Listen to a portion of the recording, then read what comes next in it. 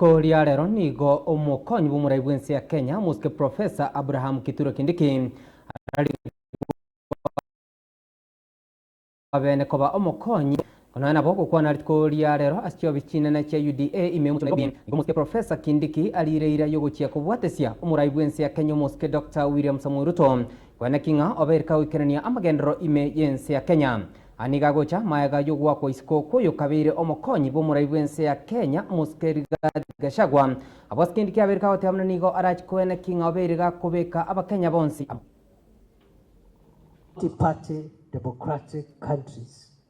The party is the one that forms government, and therefore the party is bigger than government.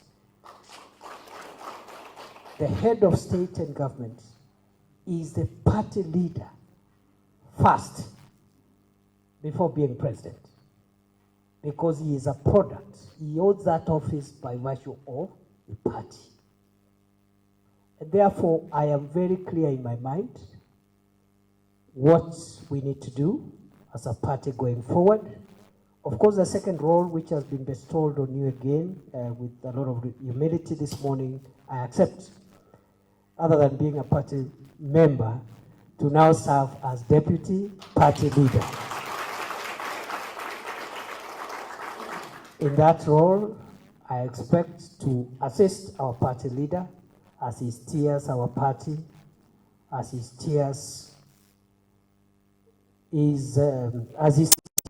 the country, as the leader also of the country at the moment, so that some of the functions that he delegates to me, requests me to assist him, or I am asked to assist him by the party, I'll be more than able, more than willing and available to assist him.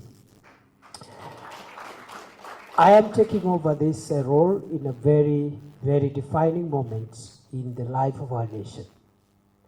At a time when the country is engaged in, or has been engaged in the recent weeks and months, in conversations about identity and who we are as a country.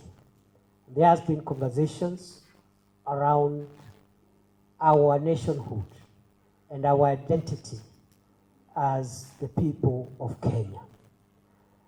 Having been a founder member of UDA, having served in different roles within the party, especially my role as chief agent of the president, our presidential candidate, and the running mate during that time, I am aware that our party stands for the unity of our country.